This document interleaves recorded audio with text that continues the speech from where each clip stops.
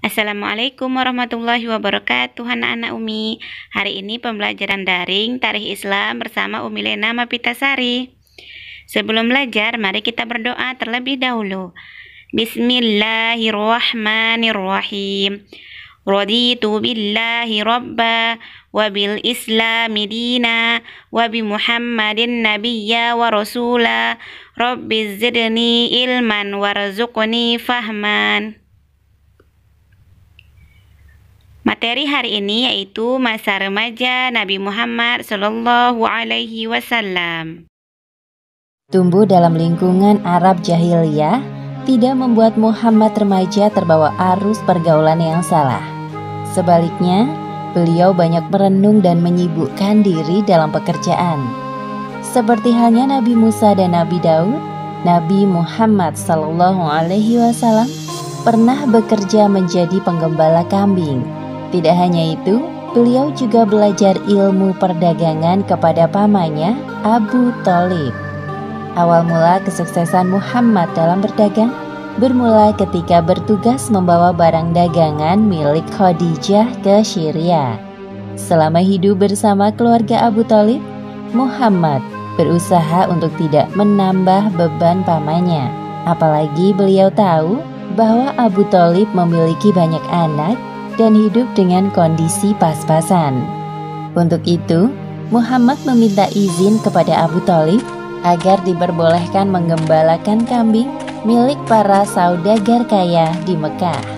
Wahai paman, apakah aku boleh ikut mengembala kambing seperti teman-temanku? Jika hal itu tidak memberatkan urusanmu, lakukan saja. Sebagaimana yang disebutkan dalam hadis riwayat Bukhari nomor 2262 dari Abu Hurairah radhiyallahu anhu bahwa Rasulullah Shallallahu Alaihi Wasallam bersabda, tidak ada nabi kecuali pernah menjadi penggembala kambing. Mereka para sahabat bertanya, apakah engkau juga, wahai Rasulullah?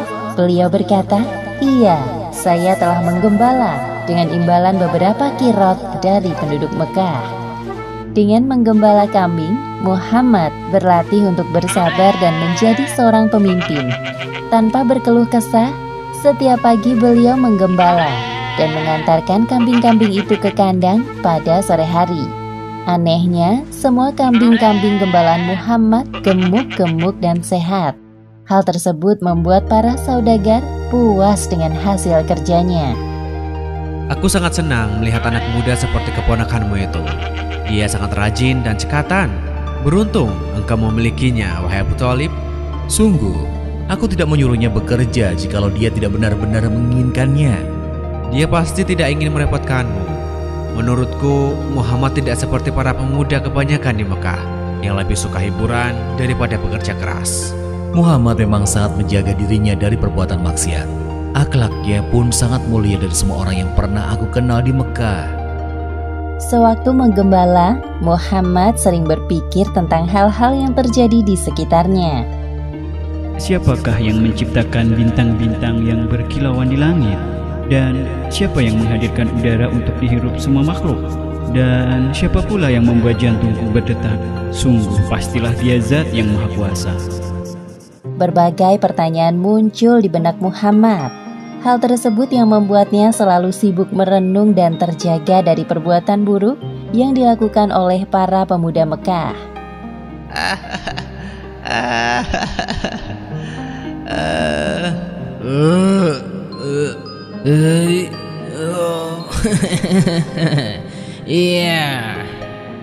Pernah suatu ketika, Muhammad ingin pergi ke kota untuk melihat pesta perkawinan. Beliau pun menitipkan kambing-kambingnya kepada seorang teman penggembala. Wahai Muhammad, pergilah engkau ke kota dan lihatlah ada banyak hiburan di sana. Sesampainya di kota, Muhammad mendengar alunan musik perkawinan dari sebuah rumah. Baru berjalan beberapa langkah, tiba-tiba tubuhnya merasa kelelahan. Beliau pun duduk dan tertidur. Hal yang sama terjadi lagi di hari berikutnya. Sejak saat itu, Muhammad tidak berminat untuk melihat hiburan musik atau lainnya. Beliau tidak menyadari bahwa Allah Subhanahu wa Ta'ala menjaganya dari perbuatan maksiat dan dosa. Muhammad lahir dari keturunan para pebisnis. Beliau besar dalam lingkungan keluarga Abu Thalib yang juga berbisnis dalam hal perdagangan. Maka tidak heran jika Muhammad ingin menekuni bidang ini. Lagi pula peluang untuk berdagang lebih besar dibandingkan pekerjaan bercocok tanam jika melihat kondisi tanah Mekah yang cukup kering dan keras. Pada musim semi tahun 595 Masehi, para pedagang Mekah berencana untuk membawa barang dagangan ke Syria. Para saudagar kaya mulai mencari orang untuk menjadi agen atau pemimpin kafilah dagangnya. Di antara mereka terdapat seorang saudagar, wanita kaya bernama Khadijah. Abu Thalib mendengar bahwa Khadijah sedang mencari seorang agen. Tiba-tiba muncul bayangan Muhammad di benaknya. Kemudian Abu Thalib menawarkan jasa keponakannya itu kepada Khadijah. Wahai Khadijah, aku memiliki seorang anak muda berusia 25 tahun. Aku tawarkan ia bekerja kepadamu menjadi agen. Aku berani menjanjikan bahwa ia mampu melaksanakan tugas itu, meskipun sebenarnya belum cukup berpengalaman. Siapa pemuda yang engkau maksud, wahai paman? Namanya Muhammad. Khadijah pernah mendengar sekilas tentang Muhammad. Hal yang diketahuinya sama seperti para penduduk Mekah lain, yakni Muhammad terkenal dengan julukan Al-Amin atau orang yang dapat dipercaya. Hal yang perlu paman ketahui, aku sangat menjunjung tinggi nilai kejujuran. Maka aku putuskan untuk menerima Muhammad sebagai salah satu agen dagangku. Aku juga akan memberikannya upah 2 kali lipat lebih dari yang lain apabila pekerjaannya bagus. Terima kasih wahai Khadijah. Terima kasih kembali wahai paman. Jika senggang, besok datanglah kemari bersamanya. Abu Thalib pulang ke rumah dengan perasaan gembira. Beliau tidak menyangka respon Khadijah kepadanya sangat ramah. Tak heran jika ia sukses dalam dunia perdagangan. Keesokan harinya, Abu Thalib mendatangi rumah Khadijah lagi bersama Muhammad. Itulah pertama kali Muhammad mengenal sosok Khadijah secara langsung. Kemudian Khadijah menerangkan tentang seluk-beluk perdagangan yang selama ini telah dijalankannya selama bertahun-tahun. Muhammad dengan cermat mendengarkan dan memahami semua penjelasan Khadijah. Tidak ada satupun penjelasan Khadijah yang tidak dimengerti olehnya. Akhirnya saat yang dinantikan tiba. Muhammad berangkat bersama kafilah dagang milik Khadijah. Seorang pembantu laki-laki kepercayaan Khadijah bernama Maisarah turut serta. Ini surat-surat perdagangan yang engkau butuhkan, wahai Muhammad. Selamat jalan. Saat itu musim panas. Udara pada siang hari terasa lebih panas dari biasanya. Maka kafilah dagang Muhammad memilih berjalan di waktu senja dan beristirahat di siang harinya. Mereka berangkat menuju jalur yang ditempuh Muhammad 13 tahun lalu bersama pamannya Abu Thalib.